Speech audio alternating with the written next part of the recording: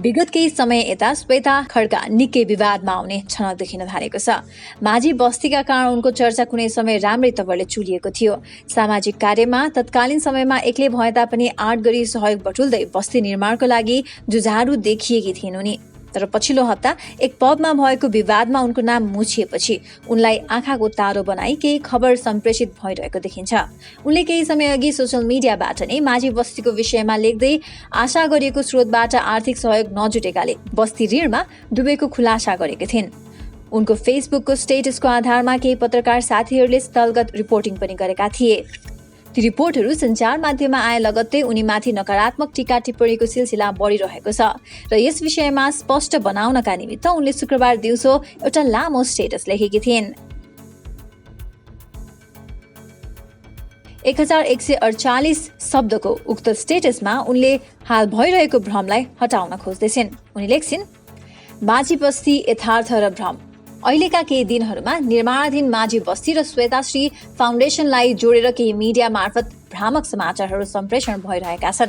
श्वेताले माझी बस्तीबाट हात झिकिन् शीर्षकका ती भ्रामक समाचारहरूसँगै माझी बस्तीका केही व्यक्तिहरूसँग लिएको अन्तर्वार्तालाई एडिटिङ गरेर एकीकृत बस्ती निर्माणको परियोजनालाई नै असर पार्ने खालका नकारात्मक सूचनाहरू सम्प्रेषित भइरहेका छन्। यसरी प्रकाशित र प्रसारित यी समाचारहरूको यथार्थता र सत्यतालाई स्पष्ट पार्न चाहन्छु। 3 वर्ष अगाडि माझी बस्ती निर्माणका लागि अगुवाई गर्ने जिम्मेवारीलाई आफ्नो काँधमा बोक्ने साहस गरिरहँदा त्यो बेलामा मेरो अगाडि र पछाडि मलाई सहयोग गर्नेहरूको लड्को थिएन। न त मसँग प्रशस्त धन नै थियो त केवल आत्मविश्वास अनि साहस। भूकम्पले क्षतविक्षत भएको माझी बस्तीलाई सम्बन्धित सरकारी निकायहरू लगायत मनकारी दाताहरूसँग जोडिदिने एउटा कडीको रूपमा आफूले भूमिका निर्वाह गर्न सक्ने मात्र पनि एउटा शान्त र स्वर्गीय बस्ती ठहरिन सक्छ भन्ने आत्मविश्वासले खचखच्याएको थियो मलाई।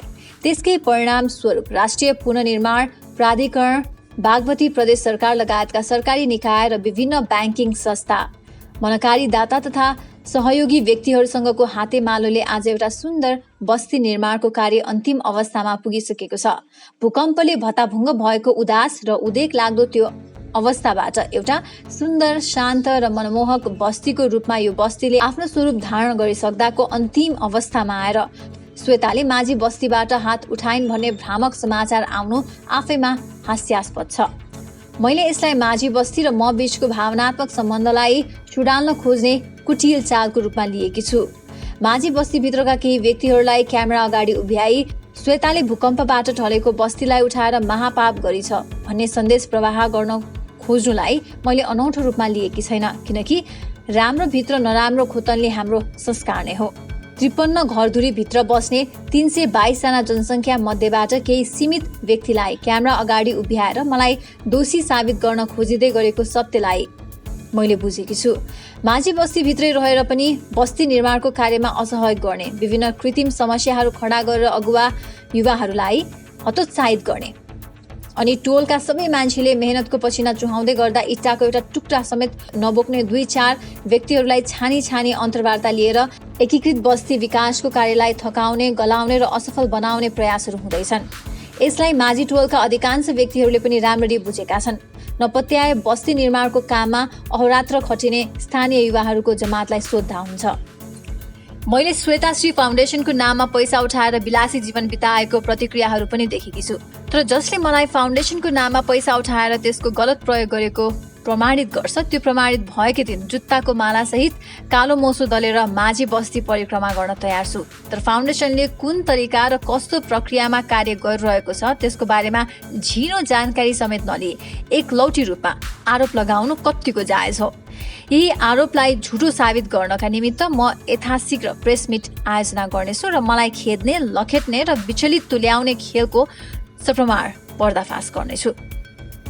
हिजो माझी बस्तीले आर्थिक अभाव झेलेर निर्माणको काम रोकिँदै गर्दा ट्विक्कसम्म नबोल्नेहरू अहिले मतिर फर्किएर प्रश्न गर्दैछन्, तैँले त्यो बस्तीमा के योगदान गरिस्? मैले बस्ती निर्माणको काम रोकिँदै गर्दा व्यक्तिगत रूपमा रु 32 लाख दिएर काम सुचारू गरेको छु।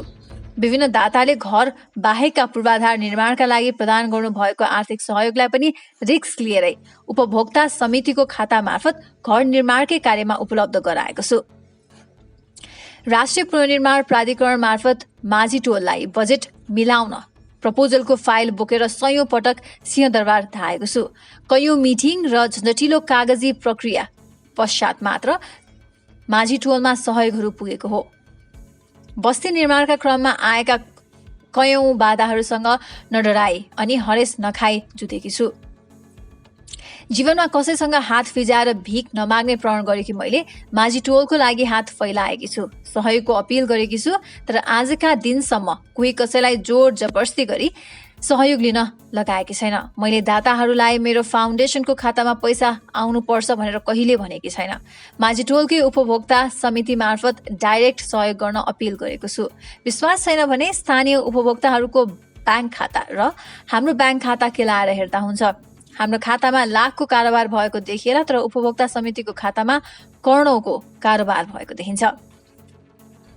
यो परियोजना माझी टोललाई जबरजस्ती लादिएको परियोजना होइन भन्ने बुझ्नलाई स्थानीय उपभोक्ता समितिसँग भलाकुसारी गर्नुपर्ने हुन्छ। बस्ती निर्माण पूर्व नै 8वटा घरको डिजाइनहरू मध्येबाट हालको डिजाइन रोज्ने स्थानीयवासी नै हुन्। नेपाल सरकारबाट भूकम्प पीडितले अनुदान स्वरूप पाउने 3 लाख रकम भित्रैबाट बन्ने घरका डिजाइन पनि नदेखाएको होइन, तर त्यो रकमबाट बन्ने घर अति नै सानो हुने र आकर्षक नदेखिने भन्दै स्थानीयवासीहरूकै सहमतिमा हालको घरको डिजाइन तयार गरिएको हो। घर निर्माणको लागि प्राधिकरणहरूले तयार गरेको अनुमानित लागत रु 8,25,000 थियो। केही दाताहरूले ढोका लगायत जस्ता पाता सहयोग गर्ने प्रतिबद्धता दिए अनुरूप सो सामग्रीको मूल्य घटाएर 7 लाख मूल्यमा बनाउन सकिन्छ भने अन्तिम लागत मूल्य निर्धारण गर्ने पनि स्थानीयवासी नै हुन् र घर निर्माणको सम्पूर्ण जिम्मेवारी बोक्ने पनि निर्माण समिति नै हो। सरकारी अनुदान बाहेक अन्य नपुग रकम रु 4 लाख ऋण स्वरूप लक्ष्मी ब्याङ्कबाट लिने भनेर साझा सहमति जुटाउने पनि स्थानीय उपभोक्ता समिति नै हो। याद राख्नुहोस्, सरकारी अनुदान प्राप्त गरेका उपभोक्ताहरूलाई घर निर्माणको कार्यमा कुनै पनि संस्थाले आर्थिक सहयोग गर्न नपाउने प्रावधान छ। अतः यही प्रावधानलाई मध्यनजर गरी घर निर्माणको कार्यमा फाउन्डेसनको तर्फबाट जग्गा सम्याउने, प्राविधिक सहयोग गर्ने लगायत निर्माणको लागि आवश्यक इक्विपमेन्ट तथा औजारहरू सहयोग गर्ने भनी पूर्व सहमति भएकै हो।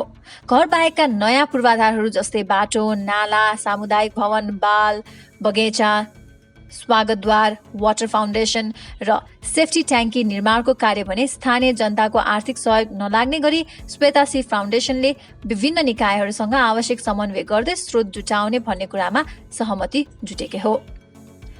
आजका दिनसम्म पनि सोही सहमति अनुसार कार्य भएकै छ। अतः घर निर्माणको पाटोमा 4 लाख ऋण बोक्नुपर्छ भन्ने थाहा भएर बस्ती निर्माणको लागि तयार हुने 53 परिवार मध्येका केही व्यक्तिले अहिले आएर आफूलाई नयाँ घर घाँडो भयो भन्नु कतिसम्मको जायज हो। सार्वजनिक निजी साझेदार पब्लिक प्राइभेट पार्टनरशिप मोडालिटी अनुरूप जनताको पनि लगानी रहने गरी तयार गरिएको एकीकृत बस्ती विकासको यो मोडल दिगो विकासको सफल मोडल पनि हो। एनजिओहरूले सबै कुरा गरिदिनुपर्छ भन्ने परनिर्भरताको सोचलाई चिर्नको लागि जनताको सहभागिता र लगानीलाई आत्मसात गरिएको हो। 4 लाख ऋण बोकेका माझी परिवारले ऋण मात्रै देख्नु तर आफ्नो अचल सम्पत्तिको मूल्य बढेको नदेख्नु विडम्बनापूर्ण छ। बस्ती निर्माण पूर्व 25,000 आनामा बिक्री हुने जग्गाको मूल्य अहिले 90,000 पुगेको छ। 7 लाखमा बनेको घरलाई अहिले 12 लाख दिएर खरिद गर्न चाहनेहरू छन्। त्यसो त माझीहरूले बोकेको ऋणको भारी तिर्नको लागि होमस्टेको परिकल्पना पनि गरिएको छ, जसले स्वरोजगारको सृजना भई आम्दानीको स्रोत हुनेछ र ऋण तिर्नको लागि सहजता आउनेछ। यसको लागि भौतिक पूर्वाधार निर्माणको सम्पूर्ण कार्य सकिनु जरुरी छ। अतः दूरगामी सोच बनेको यो परियोजनाको मर्मलाई नबुझी यसको बारेमा गलत अफवाह फैलाउन खोज्नु कत्तिको न्यायसङ्गत होला। यतिखेर माझी टोलमा इटा र सिमेन्ट जडित भौतिक पूर्वाधारहरू मात्र बनेका छैनन्। बस्ती बन्दै गर्दा मानसिक रूपमा पनि सशक्त बन्दै आएका स्थानीयवासीहरूले आफूमा आएको मानसिक र बौद्धिक विकासको मूल्याङ्कन पनि गर्नुपर्ने हुन्छ। बनाएको घर भत्किन्छ तर मानसिक सशक्तिकरण कहिले भत्किँदैन। अतः बन्दै गरेको माझी बस्तीलाई सम्पन्न गर्नु मेरो धर्म अनि कर्म हो। मैले अपिल गरेको आर्थिक सहयोग नजुटे पनि त्यो बस्तीलाई सम्पन्न गर्ने जिम्मेवारी मेरो नै हो। म मेरो जिम्मेवारीबाट विमुख हुने छैन। माझी टोलबाट हात झिकेकी भन्नेहरूलाई म एउटै सन्देश प्रवाह गर्न चाहन्छु। जबसम्म मेरो श्वास चलिरहन्छ माझी बस्ती मेरो मन मस्तिष्कबाट हट्ने छैन। मेरो अन्तिम इच्छा म मर्दा मेरो लासको चिता पनि माझी बस्तीको आँगनमा रहेको इन्द्रावती बगरमा बनाइयोस् र मेरो अन्त्येष्टि त्यही गरियोस्। उही तपाईँकी छोरी चेली श्वेता खड्का। यसरी माझी बस्तीसँगको उनको लगाव निकै नै रहेको यो स्टेटसबाट स्पष्ट हुन्छ। विभिन्न भ्रमात्मक विषयलाई अन्त्य गर्न उनले यति लामो स्टेटस राखेकी छिन्। यो स्टेटस बुझिसकेपछि यहाँलाई उनको सोच कस्तो लाग्यो कृपया कमेन्ट बक्समा लेख्न नभुल्नुहोला। कृपया सभ्य भाषामा कमेन्ट गर्नु।